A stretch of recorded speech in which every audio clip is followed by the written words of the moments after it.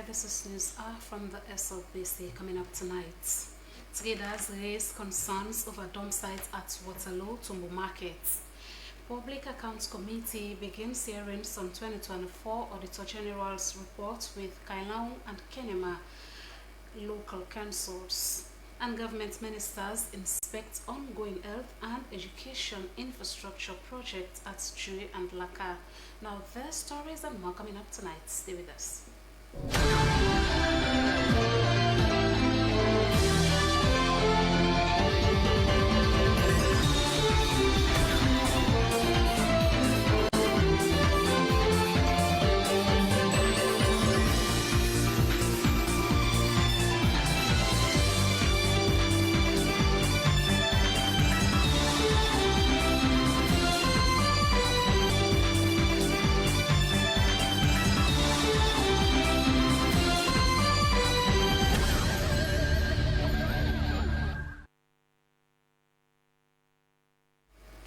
Welcome back. Tonight we begin this newscast where traders in Waterloo Tumbo Market, Western Area Rural Districts are raising concerns over a dump site located near their business places. The garbage, they say, poses serious threat to their health. My colleague Aminata Bangura compiled this report. The overflow of garbage here at Waterloo Tumbo Market in the Western Area Rural District appears to be a normal situation for traders, as one could see them place their goods near the dump site. Amid the health concerns, one could wonder what keeps them doing business there under such circumstance. Mohamed Kanu, disciplinary chairman of the petty traders, says council clear the garbage from time to time, but notes over time people deposit waste in an unregulated manner, and that makes no change. He says authorities have previously visited and surveyed the dump sites with a promise to construct a regional market to serve the wider community, but that is yet to be done. Then we don't always promise the bomb and the plan. And we don't tell them they will not serve up to 2 years and they go almost. They had promised us that they will remove the dump sites from here and build a market for us. We are begging the government to consider that. Even if they can't build the market yet, let them just give us permission. We will volunteer to bring machines to clear the place so our traders can enter there. I don't tell we the traders, they say, you have to be market. We go able to volunteer. Take machine there, can't push this. Then we will put two traders there. Fatmata Kamara, chairlady of the petty traders, says the garbage creates a strong smell that affects traders and customers every day. The market where the council there before, the market is small for me. The market the council built for us is small, and we all can't enter there. Selling on the streets close to a dump site is dangerous for us, so we want authorities to consider building a market for us. They had promised before that the dump site would be turned into a market. So that all it until imbalance settled, to know where we get her again. Meanwhile, Abbas Kabia, a staff member working under waste management at the Western Area Rural District Council, says the waste had recently been pushed further into the dump sites. He claims that when it rains, it is difficult for the machines to clear the garbage. He says council will respond to their calls. Drive for coincide. The fasting about 3 months to the fasting on the machines can't enter the dump site when it's raining because it will stuck, and when the other vehicles bring the garbage, they will just place it at the gate. So now we help now with the push and go inside. So then 2 days then don't stop Matuka the Fokan waste and then other side then they go with self and then they go turn out. Amid the promises to fix this problem, the market surrounding is not conducive for both traders and buyers. SLBC, Aminata Bangura reporting. Vice President Dr. Muhammad Chode Jallo has engaged councillors, district chairpersons, mayors, and Roman chiefs, among others, in the Southeast region. The move was to chart the way forward in addressing the challenges the two regions face and to also get first-hand information on governance, service delivery, and security. Our correspondent Joseph Toure went along. Open discussion from the mayors, from the chairman, looking at the expectations of the chiefdoms, looking at the expectations of government, so that open conversation will help me to learn that the whole essence of this meeting is not a political meeting. This meeting is to solve problems then where they face with councils them, and also to improve service delivery. This was the very reason the Vice President, Dr. Mohamed Jule Jalol, left the city of PAR, Freetown, to meet with local authorities in the eastern and southern regions of Sierra Leone. As the chairman of the Inter-Ministerial Council on Local Governance and Decentralization, he took the move to listen, learn and work together with them to identify practical solutions that strengthen coordination, improve service delivery and bring governments closer to the people. He said strong governance is essential to building a more accountable, responsive and inclusive Sierra Leone. About human resources at the chiefdom administration level, at the council level, and then also how government will support you. We also, they are more importantly, like I said, to talk about coordination challenges and governance. Coordination. Some of the chiefdom, they get expectations then from the council. How they want the council. Putting them in say that the experience since the last 3 years, we don't know the work with council. How can they improve? Whose ideas they will get for improve that working relationship? After closed-door sessions with the local authorities in both regions, they expressed optimism, noting that they have been looking forward to having such opportunity with the Vice President. And I also thank and appreciate the government for the completion of the Bandachuma. We thank government for the various development projects in the region. We look forward to these engagements to address challenges at the local government level. Governance issues should not only be discussed in Freetown, but it should come to the region and then it should extend it to the district. The first thing we really realize and also it gives us hope. His coming has given us hope as local authorities. We need more opportunities to build the capacity of our staff. We would go to the drawing board to build on the gains made and improve on the challenges. So now, when we come back together, we go back now to the drawing board, with successes and challenges. Amid the accolades on government's interventions in various sectors like agriculture, infrastructure, water, they raised several concerns on timely allocations of funds, among other issues. The road network is now a problem. Now most of the chief do have. The road network is very challenging for us as good roads are vital to the food security in the country. We want government to address the conflict of interest between the chiefdom councils and the district's councils on revenue generation. When they go into that, ask back a check. We said that conflicting due to that they made a separator. The inauguration of the Regional Coordination Committee was also crucial to cementing the relationship between the central and the local government. SLBC, Joseph Toure reporting.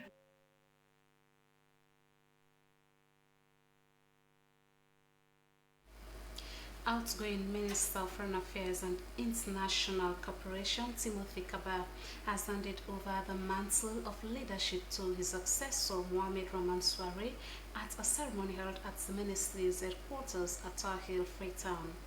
The handing over marks the end of Timothy Kabah's 3-year tenure at the ministry, during which he highlighted Sierra Leone's increased diplomatic engagement and growing influence at regional, continental, and international levels. Esther Susanette Bassi reports.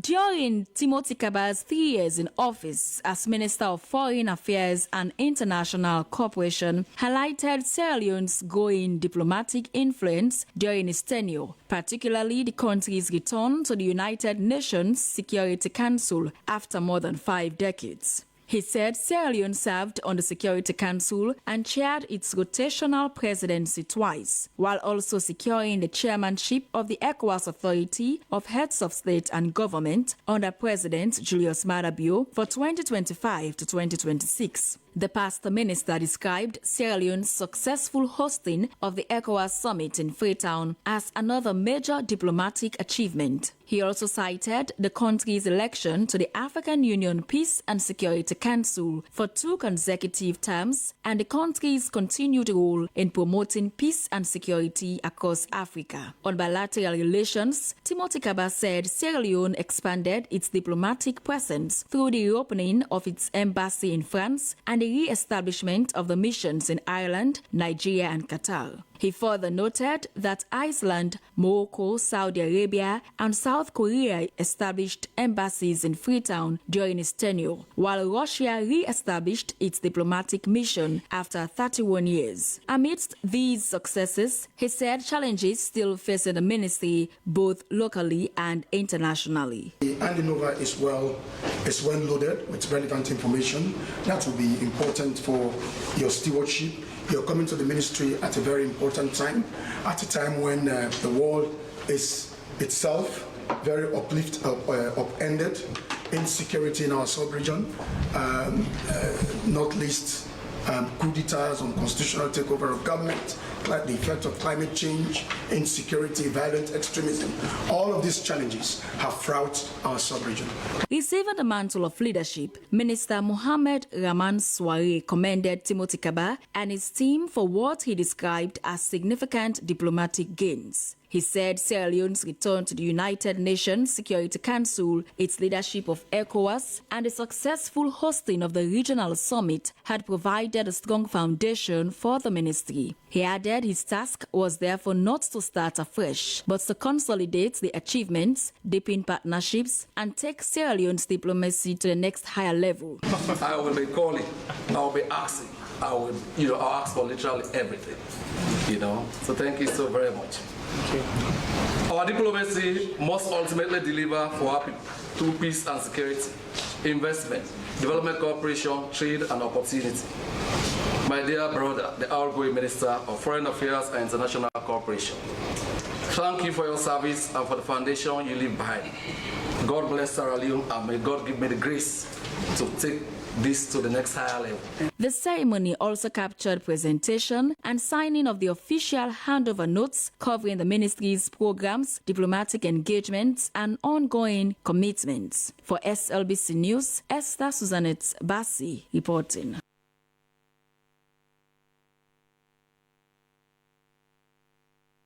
The Minister of Health, Dr. Austin Dembi, and the Minister of Technical and Higher Education, Dr. Hajara Matulaiwui, have conducted a joint site visit to 2 major ongoing projects at Dre and Laka as part of government effort to strengthen the country's health and education sectors. Jonathan Turner reports.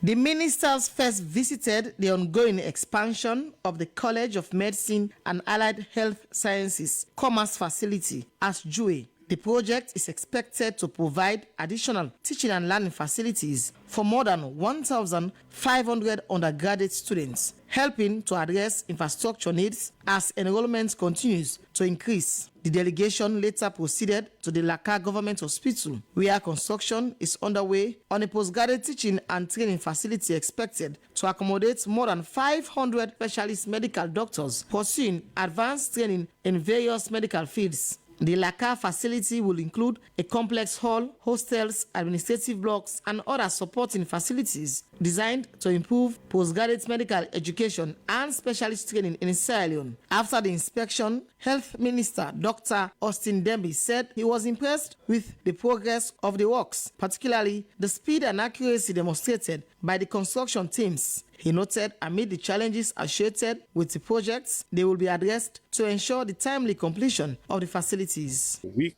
by week basis to see where we are, what progress is being made. Intention is, if there's any problem, we don't wait till next week. We fix it there and then. So we didn't see a lot of problems here. We saw progress that's on track. All we need to do now is to ensure that we redouble our efforts and make sure we deliver on time. As you heard in our discussions, we don't believe in any long explanations and excuses or whatever equivocation. We don't do that. We have a time, we work towards achieving it, and we track it on a daily basis. I think that's the kind of timeline we're looking at. The two projects are expected to be completed and handed over to the respective ministries by March 2027. The government says the investments form part of the broader efforts to improve infrastructure, expand access to quality education, and strengthening the country's health system. For SLBC News, Jonathan Turner reporting.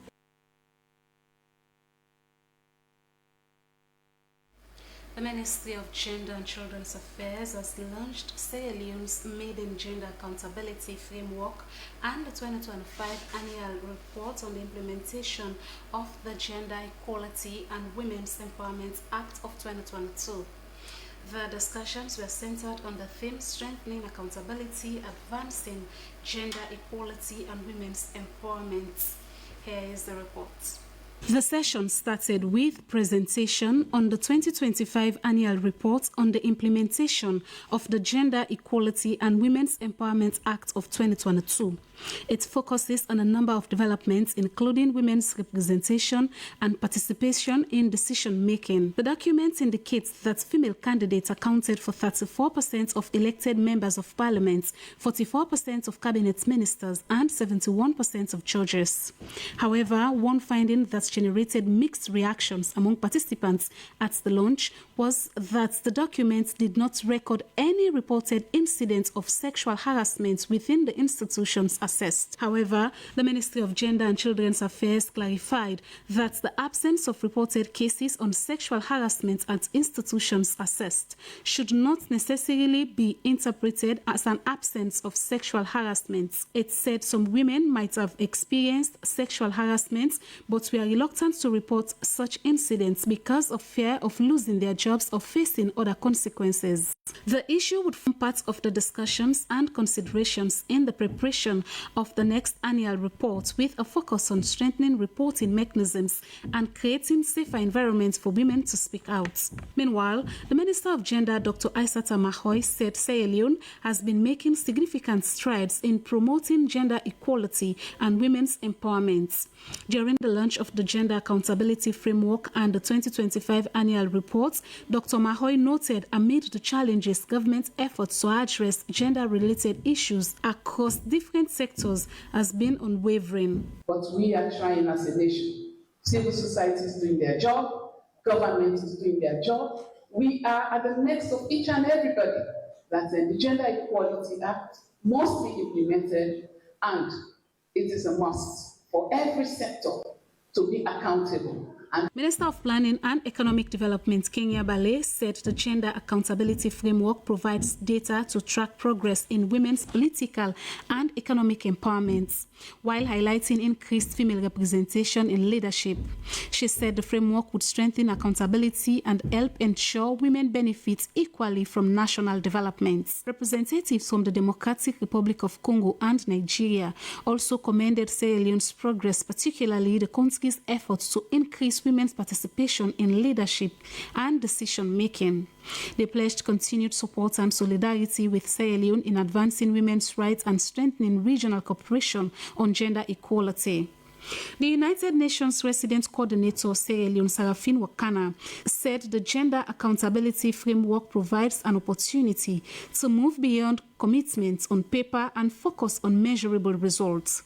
She stressed that accountability is critical to ensuring that policies and laws translate into meaningful improvements in the lives of women and girls. Meanwhile, a member of the Gender Committee in Parliament, Honorable Catherine Zainab Tarawali, described the launch as an important opportunity to assess progress since the passage of the GIWI Act in 2022. According to her, implementation of the GIWI Act should not be seen as the sole responsibility of the Ministry of Gender, but as a collective responsibility involving every government institution. She called for renewed commitments to ensuring that no woman or girl is left behind. Stakeholders say the new accountability framework should strengthen monitoring, transparency, and measurable outcomes across sectors, while ensuring that the gains made under the GIWI Act translate into tangible benefits for women and girls. As part of efforts to revamp the public service architecture, the Human Resource Management Office, HRMO, through its Directorate of Training and Career Development and the Public Service Academy, has begun a 7-week induction training program for over 700 civil servants drawn from various ministries, departments, and agencies. The training is aimed at equipping newly recruited civil servants with the knowledge and skills required to effectively perform their duties within the public service. Suri Kamara witnessed the event held at the Public Service Academy and now reports. The 7-week training is designed to equip newly recruited civil servants, particularly those on probation, with the knowledge, skills, and competencies required to effectively operate within the civil service. They were drawn from various cadres, including administrative officers, accountants and assistant accountants, higher executive officers and executive officers, data entry clerks, stores and inventory management assistants, and audit assistants across MDAs. The Human Resource Management Office, HRMO, observed that academic qualifications alone do not provide graduates with all the practical knowledge and competencies required to effectively operate within the civil service. The role of the civil service is very critical in meeting the developmental aspirations of the country. And as civil servants are the technocrats who support the government of the day, implementing the policies and programs and ensure that the state machinery is always functional and delivering the much needed service to people. You should therefore consider yourselves as fortunate to have been carefully selected to a core of specialized trainers to perform the tasks of this state machinery. Speaker after speaker, from the Secretary to the President to the Secretary to Cabinet, Director of Public Sector Reform Units, and Minister of Public Administration and Political Affairs, underscored the need to build a professional, digitally enabled, and more responsive public service. Minister Amara Kalan urged the inductees to imbibe the values of patriotism, national service, and integrity, noting that in the civil and public service, integrity matters and not connection. For the first time in the history of this country, and even in Africa, it has been proven beyond all reasonable doubt that Sierra Leone is the only country in Africa that has created a ministry exclusively for reform of its public service. Other countries have ministry of public service, but they are not meant for reforms. They are meant to administrate their public. This is the first time we are having it in Sierra Leone. And so they are coming at a time when we are doing a holistic reform. We are rebranding, we are modernizing our public service so that it can be, at what is being practiced at the global level. So the 740 civil servants who were deemed as extremely fortunate to have been selected for the training seemed extremely pleased as they shared their expectations. Induction training is very important to us because firstly, it is a way of welcoming us, and also it is a training that tells us the principles, the role of a civil servant. And here, as a civil servant, we represent the government of Sierra Leone. So it's very important. The induction training is very important to teach us the code and conduct of the civil service. When it comes to integrity, it should be part of us. Because without integrity, I don't think you will be able to serve the public. As a civil servant, integrity should be your core value. Because you are there to serve the public and you should not be selfish. The training is expected to provide participants with a clear understanding of their roles and responsibilities and help strengthen professionalism and efficiency across the civil service. Suri Kamara, SLBC News, Freetown.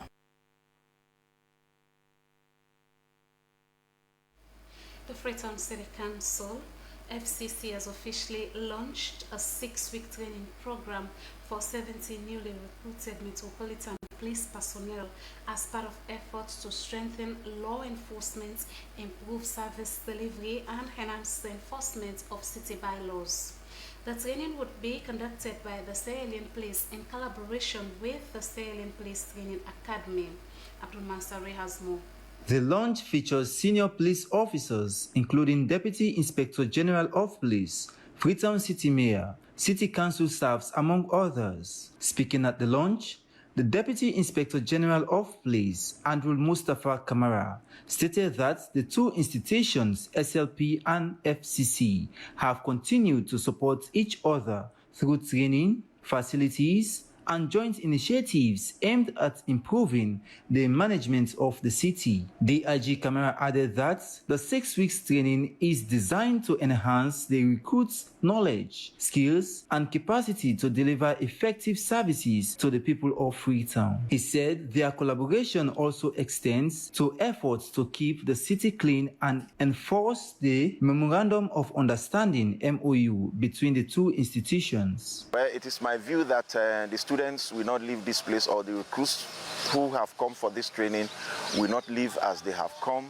They will leave with in-depth knowledge that will enhance their service delivery at the council.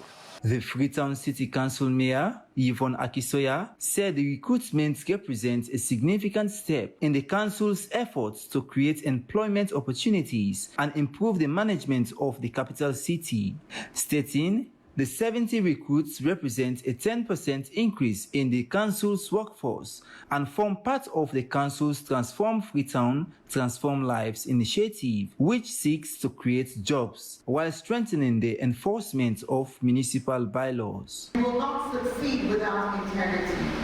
You are not here to take advantage.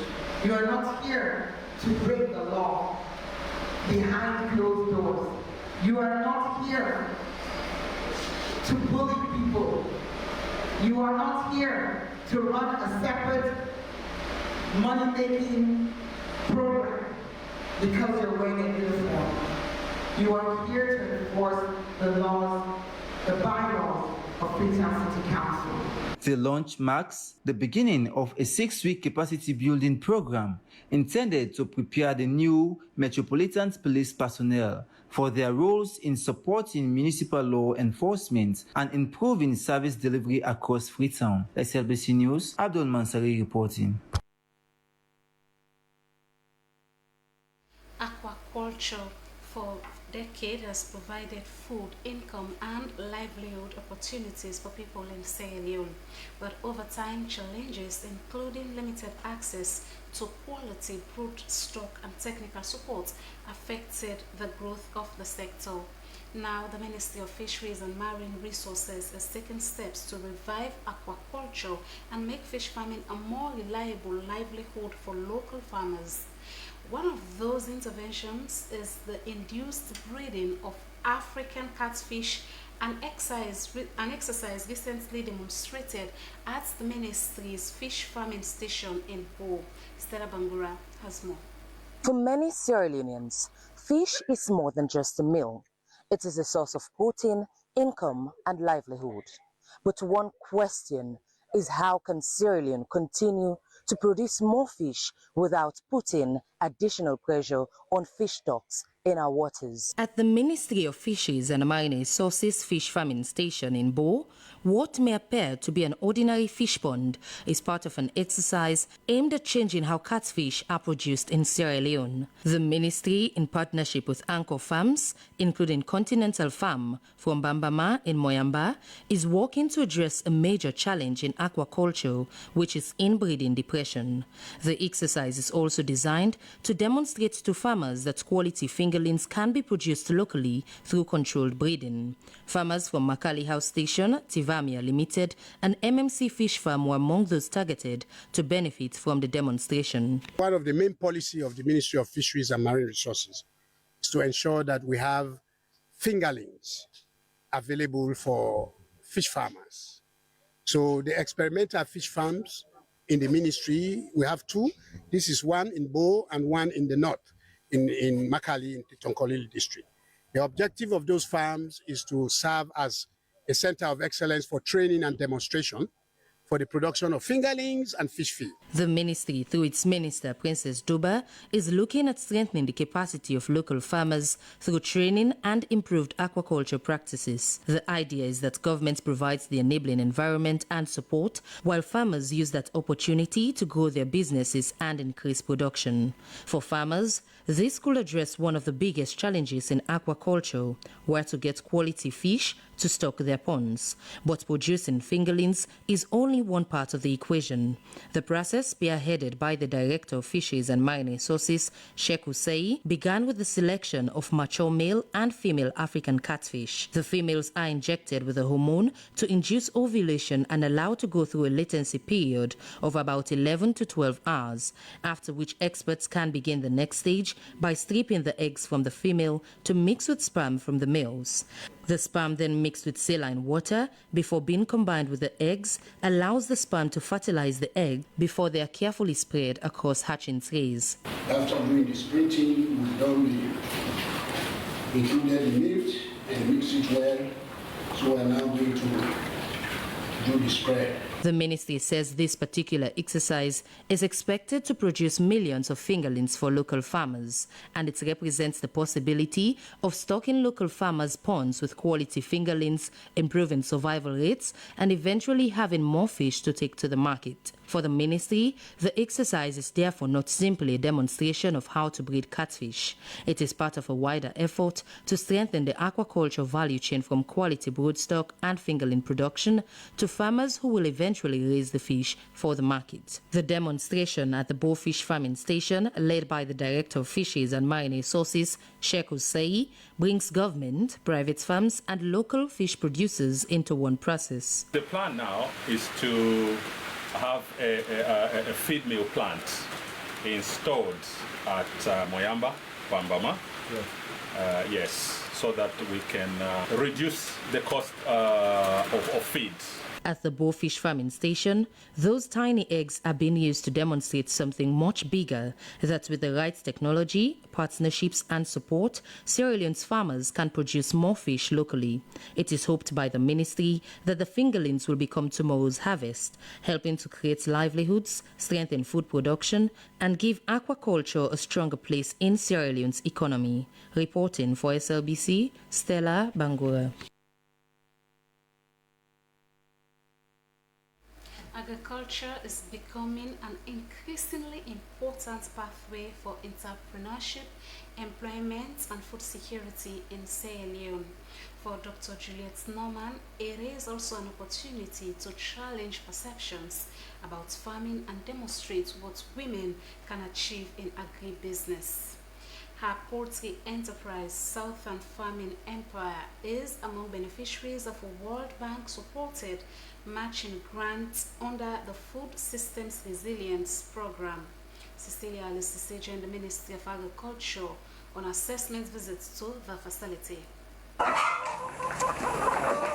Southern Farming Empire started its poultry operation with about 1,000 birds before expanding to 3,000 as Dr. Norman gained experience in the business. Support from FSRP is now helping the enterprise prepare for another major expansion. Southern Farming Empire is an integrated farming institution that we are building to transform lives through innovation, education, as well as creating a sustainable crop production. The enterprise received about $70,000 through the FSRP matching grant scheme, with approximately half of the funding already utilized. The support has helped the farm acquire a 22,000 capacity battery cage and construct a poultry building. We've also been able to put up one building, so we are expecting to receive the remaining part of the money so we can complete this first building and then proceed to constructing the second building. At Southern Farming Empire, we have a very strong belief that modern day agriculture should not just be limited to profit making, or it should not be business as usual. The growing business currently provides permanent employment for 6 people with additional casual workers engaged when needed. And I want 10 person we really for drugs. So the woman see me, they say, it did my fit for they put me in a street, couch me in a farm. So I try for change my life. And now, with that, I get one picking when I'm in my mama, they take care of her. But by now the money what they get now they use for take care of the picking and I'd help my mama and my other family relatives. But the expansion also comes with challenges, including infrastructure, the rising cost of poultry feed, and the availability of skilled workers. Like I said, the major challenge that we're having is the heat stress. That's one thing. If you can see, because of the climate change, we're having a lot of challenge with the birds, which has actually been affecting our productions lately. So even like I told you, initially we've been having about 6 cartons of eggs. So there are times that we have less than that because of the heat. Even though we innovated this climate smart poultry house that has a very high roof, but it's also still not helping. So what we're actually doing is changing the water supply in the pen. For about every 4 hours we have to change it just so we can manage it. The Ministry of Agriculture says its assessment of FSRP beneficiaries is helping to track how grant investments are supporting businesses, production and employment. So far, FSRP disbursed 50%.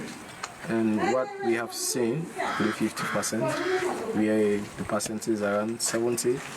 What actually make me more happy is to see, for example, some of them requested to be stored, and they have went ahead to finish the store, even without the 50%. So that tells you they are determined, they have the passion. They only need a little bit of push for them really to succeed.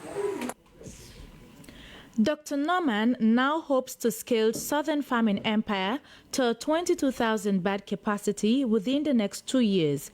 Her journey reflects the potential of targeted investment to help local businesses grow while changing perceptions about agriculture as a career and business opportunity. SLBC News, Cecilia Alice Cisse.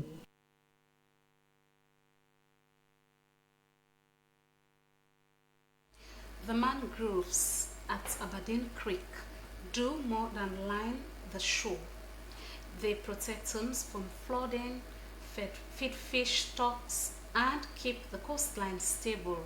However, as construction creeps into these Ramsar wetland sites, environmental officials are warning that building there could trigger disaster. This week, the National Protected Area Authority stepped up its continuing demolition exercise to reclaim the protected area.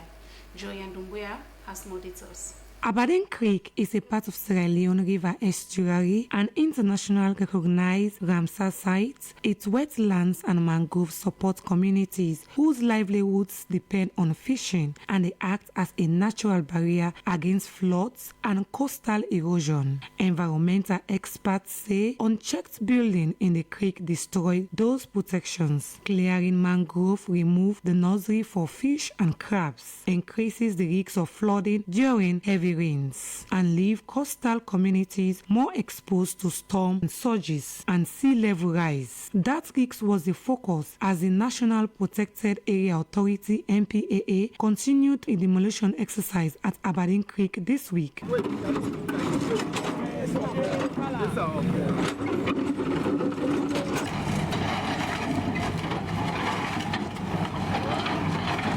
The operation, led by the NPAA Executive Director Sheikh Ahmed Tunis and the Executive Director Dwight Sharif, targeted structures and activities encroaching on the protected area. Personnel from Sierra Leone Police and the Republic of Sierra Leone Armed Forces provided support. Speaking to reporters on site, Director Tunis said the authorities' priority now was to stop further construction, restore mangroves, and identify areas that can realistically be rehabilitated. He noted that some severe damaged sites may be too costly to restore, but could instead be used for environmental education irrigation or other sustainable purposes.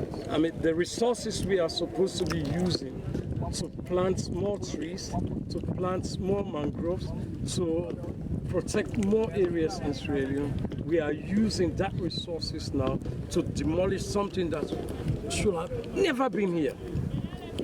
That's one effect. Two, my role is to protect the ecosystem, so the ecosystem in return can protect me. What is happening if this place remains like this? The effect, my kids, your kid, and everybody's kid, and ourselves will be affected. Fisher plan.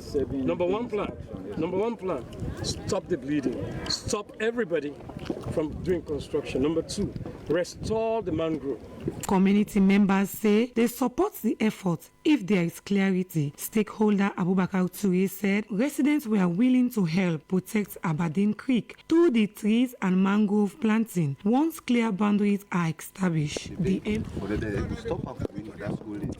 As a community, we are not opposed to environmental protection, but want a formal agreement that allows residents, government agencies, and other stakeholders to work together to safeguard the ecosystem. The NPPA says its continued intervention at the Aberdeen Creek is part of wider government efforts to preserve Sierra Leone's environmental sensitive sites from encroachment and activities that threaten their ecological value. For SLBC, Julian Dumbuya.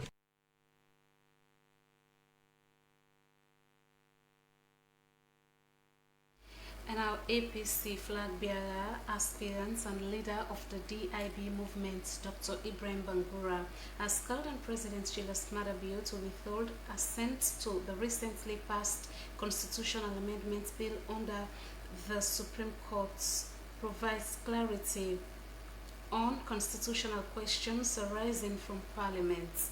Dr. Bangura made the call amid continuing controversy over the parliamentary process through which the Constitutional Amendment Bill 2025 was passed, with the disputes now shifting towards the courts.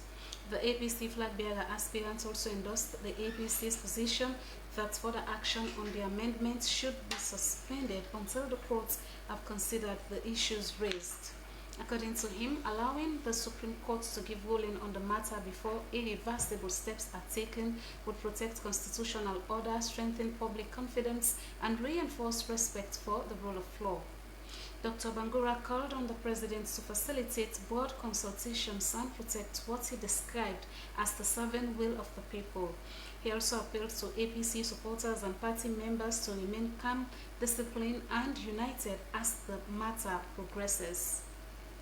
The DIB movement leader urged political leaders, parliament, the executive, political parties, civil society, and ordinary citizens to place the country's long-term interests above immediate political considerations. And it's now time for the entertainment news. Hello and welcome to Entertainment News with me, Slama Baba Toure. In this edition of Entertainment News, Miss World Sierra Leone 2026 Maria Makone and others win head chef competition at the Miss World 2026. Brims and Brilia at IPAM set to host Gen Z Fest Volume 3. And Calden Nero receives nomination for NEMA Awards 2026.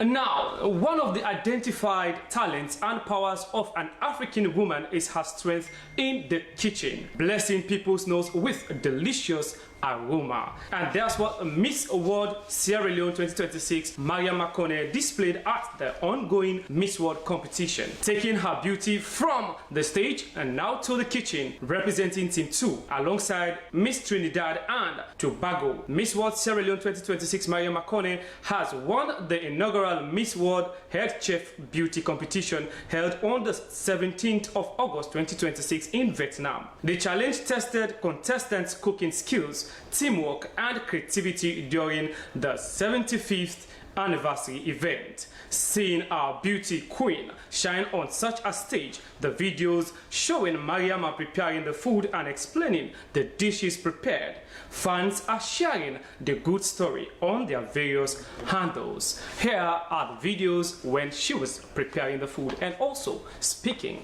We sliced the chicken into chewable pieces, and then I added thyme with lime. Well, I did pat dry, and then we added thyme, we added salt. I'm waiting for garlic, and it's simply coming together perfectly, just the way we want it. Naturally, I'm not really a fan of cooking, so this is actually a challenge for me, but then I love it because finally I get to know that I can actually do whatever it is that I put my mind to, and it's so cute. Wow, that's great. I wish I could taste the meal, the dish. Oh yeah, good one, Maria Makone. And now, the Brims and Brillia social clubs at IPAM are set to hold the Volume 3 of their Gen Z Fest on the 13th of November 2026 at Family Kingdom in Freetown. They broke out the news during the unveiling ceremony of the show's banner and t-shirt with the name, date, ticket price and location. The aim behind the show, according to the Deputy Chairman of Gen Z Fest Volume 3, Fode Adi Sise, was to solve challenges students face at IPAM. To spice up the event, the ceremony, a super talented young artist with stage name Shady Boy took the stage to entertain attendees with his song titled Club B&B. Let's see how he entertained them.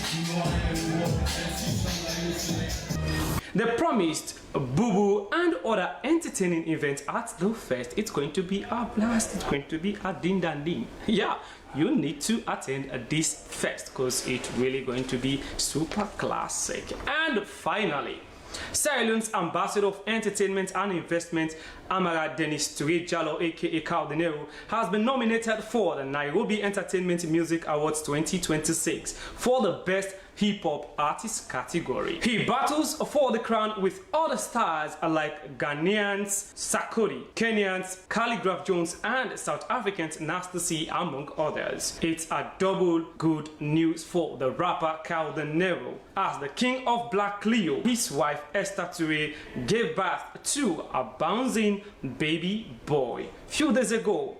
Congratulations, Caldenero. More wins to all Sierra Leoneans representing the green, white, and blue in different competitions. Well, this is all we have for this edition of Entertainment News. I've been your presenter, Sulaiman Babature. Thanks for watching and keep watching the SLBC. Bye-bye.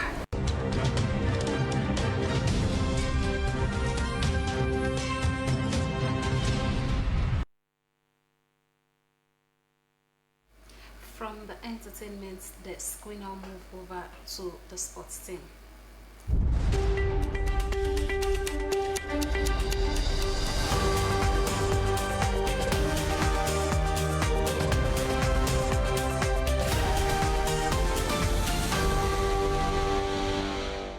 It's the sporting updates that keeps you in the know, and thank you so much for your time. And by the way, my name is Abdul Kabia, and today we begin with football in this edition.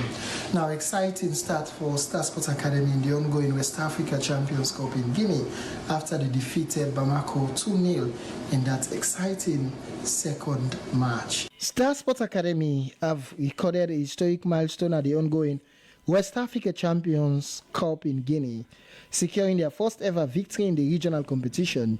The breakthrough win hands the Sierra Leonean Academy 3 crucial points and provides a major boost to their hopes of progressing from the group stage. With resilience, tactical discipline, and determination, Star Sports Academy continue to make the mark while competing against some of the best teams in West Africa and alongside some of the fastest growing young talent in African football. For Star Sports Academy, they will be going again on Wednesday for another exciting group match to determine their next stage of the competition. And all the best to Star Sports Academy for proudly representing Sierra Leone on the continental stage. Now, in another development, two Sierra Leonean players are making immense waves in Latvia insofar as women's football is concerned.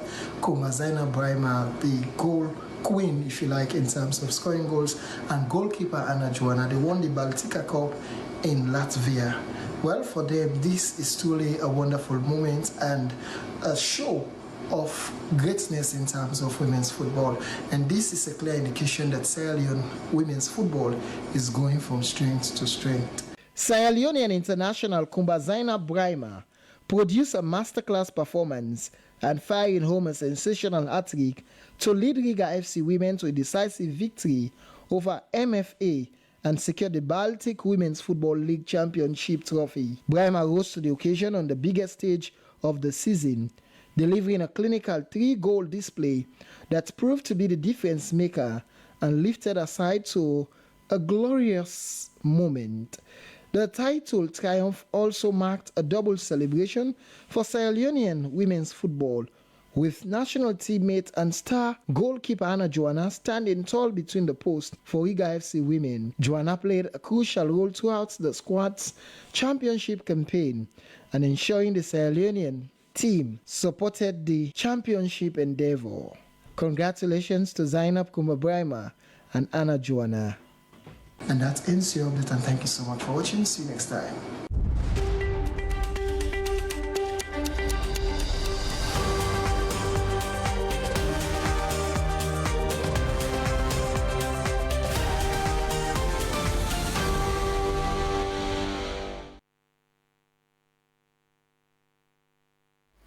With our sports update, we wrap the news tonight, but before we close, here is a recap of the main points. Traders at the Waterloo Tumbo Market in the Western Area Rural Districts have raised concerns over a dump site located near their business place.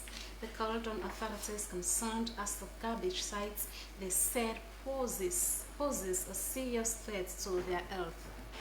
The Public Accounts Committee PAC has begun its regional hearings with Kailamu and Kenema local councils to examine audit queries raised in the 2024 Auditor General's reports.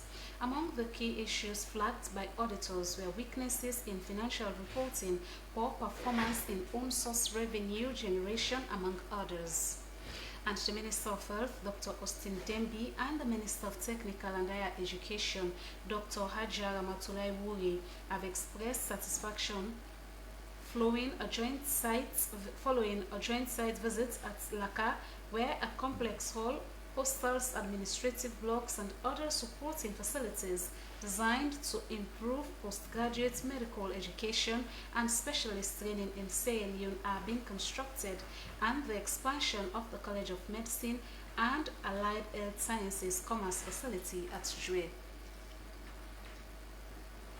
That's all we can share with you tonight. Thanks for watching. Goodbye.